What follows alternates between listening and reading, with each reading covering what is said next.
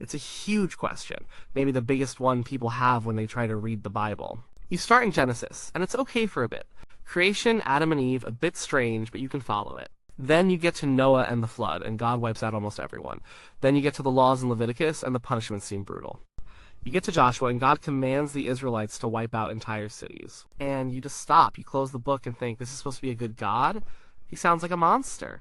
He's angry, jealous, and violent. It's a fair reaction. If you don't have that reaction, you probably aren't reading it closely. This version of God doesn't line up with the Jesus who said to love your enemies and turn the other cheek. So, what gives? Is it two different gods? Did God have a personality change somewhere between Malachi and Matthew? The short answer is no, but the longer answer is complicated. It's not something you can solve with a simple platitude like God works in mysterious ways. Here that feels like a cop-out. Instead, we have to look at this from a few different angles. It's like looking at a sculpture. You can't just see it from the front. You have to walk around it, see it from the back, from the side, from above. Only then do you start to get a sense of the whole thing. The Old Testament God is like that. We've been looking at him from one angle, the angry angle, for too long. Let's try walking around. First, we need to talk about anger itself. Our idea of anger is almost always negative. When we get angry, it's usually because our ego's bruised, we didn't get our way, or we're just having a bad day. It's selfish. It's petty. My kid spills milk on the new rug, and I get angry. Someone cuts me off in traffic, and I get angry. That's the lens we use when we read about God's anger.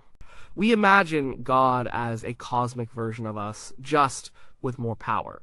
A big, moody person in the sky who flies off the handle when people don't do what he wants.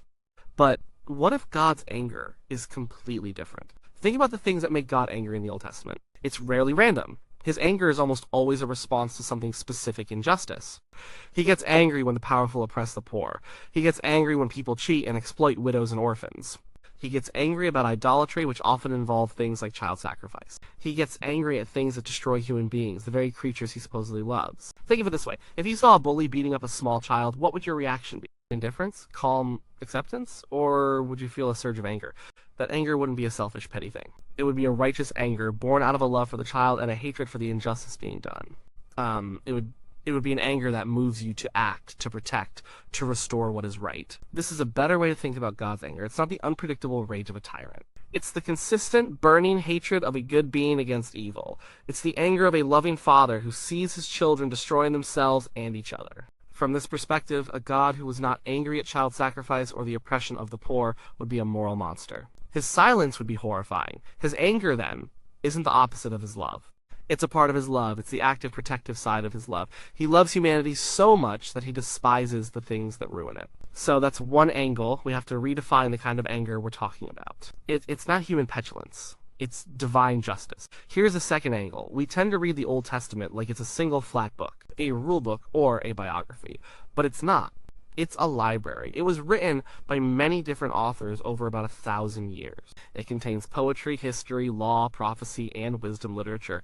And it's telling one long story, the story of God's relationship with a specific group of people, the nation of Israel. And what are relationships like? They're messy. They have good moments and terrible moments. They have commitment and betrayal. They have intimacy and distance. The story of the Old Testament is the story of a real gritty relationship. God isn't a distant philosophical concept. He's an active character in the drama. He gets his hands dirty. He invests himself emotionally. He rejoices with his people, and he gets hurt and angry when they betray him. This brings us to the idea of covenant. This is a huge concept in the Bible, and we don't really have a modern equivalent. A covenant is not a contract. A contract is about an exchange of goods and services. A covenant is about a relationship. The closest thing we have is a marriage vow. It's a binding pledge of faithfulness. God makes a covenant with Israel. It's like a marriage. He says, I will be your God, and you will be my people. I will bless you, protect you, and love you. In return, I want you to be faithful to me. Don't go chasing after other gods. Live in a way that reflects my character, a way of justice and mercy. Now, when you read the Old Testament, you see Israel break that covenant over and over and over again. They constantly turn to other gods, the gods of the nations around them. And these weren't just harmless statues. The worship of these gods often involved sacred prostitution, and, in some cases, sacrificing their own children. They ignored the poor, perverted justice, and became just like the violent and corrupt nations they were supposed to be a light to. So when God gets jealous, it's not petty envy like a teenager who's jealous of someone's new car. It's the jealousy of a faithful husband whose wife is cheating on him. It's a deep relational pain. It's the agony of being rejected by the one you love. The anger and the warnings and the punishments that follow are the tragic consequences of that broken covenant. They aren't random acts of cruelty. They are the painful results of Israel walking away from the source of life and protection. God is essentially saying, you are choosing a path that leads to destruction. I am warning you because I love you. Don't do this.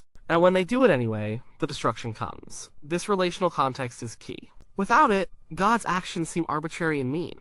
Within it, they are the painful, desperate actions of a jilted lover trying to win his people back. The prophets, who often deliver these angry messages, are always pleading. Their message is almost always two-sided. If you continue down this path, this is the disaster that will happen. But if you turn back, if you repent, there is mercy and forgiveness and restoration waiting for you. The anger is meant to be a wake-up call, a divine fire alarm to get them out of the burning building. A third angle is maybe the hardest for us to grasp. We are reading an ancient text from a completely different culture. The world of the Old Testament was not a nice place. It was a brutal, violent, tribal world. The concept of universal human rights didn't exist. Life was cheap. An eye for an eye sounds barbaric to us, but in their world it was a massive step forward. The default was a life for an eye. It was unlimited blood feuds, where one offense could lead to the wiping out of an entire clan. The law of an eye for an eye was a limiting principle.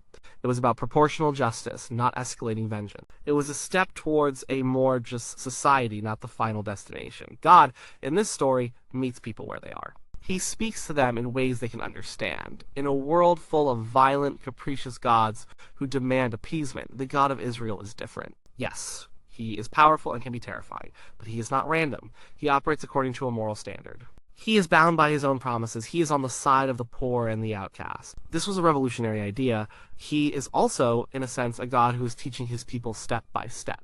This is sometimes called progressive revelation. He doesn't just download a 21st century Western morality onto a Bronze Age tribe. He slowly, patiently guides them. The ethics evolve. The understanding of God's character deepens over time. What was acceptable in the time of Joshua is challenged by the time of Isaiah. The focus moves from external laws to the internal state of the heart. It's a long, slow process of education. This is especially important when we get to the most difficult passages, like the command to drive out the Canaanites. There is no easy way to read this. It is brutal and deeply troubling. But even here, context matters. The Bible presents the Canaanite culture as uniquely toxic and depraved, a culture defined by things like incest and child sacrifice. The command is framed as an act of divine surgery, cutting out a cancer to prevent it from spreading and destroying Israel too. It's presented as a one-time historical event, a specific judgment, not as a timeless command for how God's people should always act. Does that make it easy to swallow? No. For many people, this remains the single hardest part of the Old Testament. And it's okay to struggle with it. It's okay to say, I don't fully understand this, and it deeply disturbs me. Honesty is better than a neat and tidy answer that feels fake. But seeing it as part of this ancient, brutal world, and as a specific act of judgment within a larger narrative, helps to frame it. It keeps us from just pulling it out and saying, see, God is a genocidal maniac. Now for a fourth, and maybe most important, angle. We get so focused on the anger that we completely miss the other side of the coin. The Old Testament is overflowing with descriptions of God's love, mercy, patience, and goodness. We just don't notice them as much because they aren't as shocking. The most quoted verse in the Old Testament by other Old Testament writers is Exodus chapter 34, verse 6-7. This is right after Israel has built the golden calf, a massive act of covenant betrayal. Moses goes back up the mountain, and God reveals his own character to him. And what does God say about himself? The Lord, the compassionate and gracious God, slow to anger, abounding in love and faithfulness, maintaining love to thousands, and forgiving wickedness, rebellion, and sin. That is God's own self-description, slow to anger, abounding in love, forgiving. This is the bedrock of his identity. Yes, the verse goes on to say he doesn't leave the guilty unpunished. Justice is still part of his character, but the first and primary things he lists are compassion, grace, love, and forgiveness. Think about the story of Israel. It is one long story of God's patience. They complain in the desert. He gives them food and water. They rebel. He punishes them, but he never abandons them. They build a golden calf. He forgives them. For centuries, they chase other gods. He sends prophets to warn them and call them back, over and over again. A truly angry, impatient God would have wiped them out and started over 100 times. But he doesn't. His patience is staggering. The book of Psalms is filled with poetry about God's loving kindness, his hesed. It's a Hebrew word that's hard to translate. It means loyal love, covenant faithfulness, steadfast mercy. It's a love that doesn't give up, even when the other person is unfaithful. The Psalms are the prayer book of ancient Israel, and they are saturated with this idea of a God who is a refuge, a stronghold, a shepherd, a loving father. Even the prophets who deliver the harshest warnings always end with hope. The book of Hosea is a powerful example. God tells the prophet Hosea to marry a prostitute to be a living, breathing illustration of God's relationship with Israel. She is unfaithful to him again and again, but Hosea is commanded to keep going after her, to buy her back, and to love her. It's a gut-wrenching story of God's broken heart and his relentless pursuing love for his unfaithful people.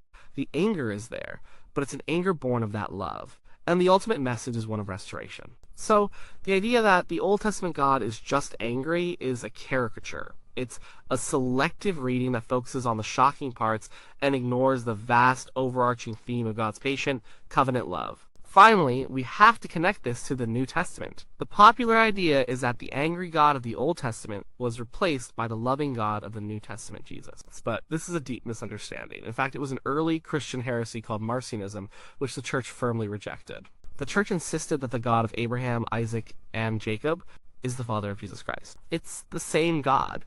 And when you look closely, you see it. The angry God shows up in the New Testament. Jesus himself gets angry. He braids a whip and drives the money changers out of the temple, accusing them of turning his father's house into a den of thieves. He speaks in incredibly harsh terms to the religious leaders of his day, calling them hypocrites, blind guides, and a brood of vipers. The book of Revelation is filled with images of judgment, wrath, and divine warfare that are as intense as anything in the Old Testament. The God of the New Testament is not a sentimental, permissive grandfather.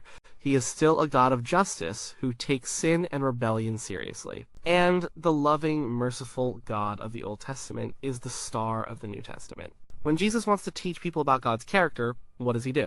He tells a story like the parable of the prodigal son. The father in that story, who sees his rebellious son from a long way off and runs to embrace him, is a perfect picture of the God of Hosea, the God of Exodus 34, where Jesus is constantly quoting the Old Testament to explain who he is and what he's doing. He sees his own life and mission as the fulfillment of the story that started in Genesis. The ultimate connection, of course, is the cross. The cross is where the two sides of God's character, his justice and his love, meet in the most dramatic way possible. On the cross, God's deep hatred of sin and injustice, his anger, is poured out. Sin has real, deadly consequences, and the cross shows us how seriously God takes that. He doesn't just wave it away. Justice must be done. But at the same time, the cross is the ultimate demonstration of God's hes, his steadfast covenant love. Instead of pouring out that justice on humanity who deserves it, God, in the person of his Son, takes it upon himself. He absorbs the consequences of our rebellion into himself. It is the most profound act of self-giving love imaginable. The God who demanded sacrifice in the Old Testament becomes the sacrifice in the New. So, the cross makes no sense without the Old Testament. It is the answer to the problem set up in the Old Testament. The problem of a holy, just God in a relationship with a sinful, rebellious people. How can this God be both just punishing sin and merciful forgiving sinners at the same time? The cross is the answer. So if God is good, why is the Old Testament God so angry? He is angry because he is good. He is angry at the things that destroy the people he loves. His anger is part of a real, messy, painful love story with his covenant people. It's the anger of a faithful partner who has been betrayed.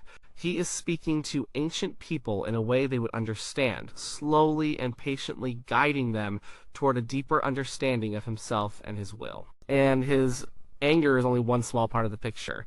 The dominant characteristic, the one he uses to describe himself, is his slow anger, his compassion, and his abounding, steadfast love. Reading the Old Testament can be a difficult journey. It's not a sanitized feel-good book. It's raw, it's honest, and at times it's brutal. But if we can approach it with a little more context, if we can walk around the sculpture and see it from different angles, we might start to see a picture emerge that is more complex, more beautiful, and more consistent than we first thought. We might just see the face of the same God who, in Jesus, showed us the full depth of his love. It doesn't mean all the questions will go away. It doesn't mean we will be comfortable with every single passage. But it might give us a framework to hold the tension, to keep wrestling, and to see that the anger we find so disturbing might just be the shadow side of a love that is more fierce and more wonderful than we can imagine.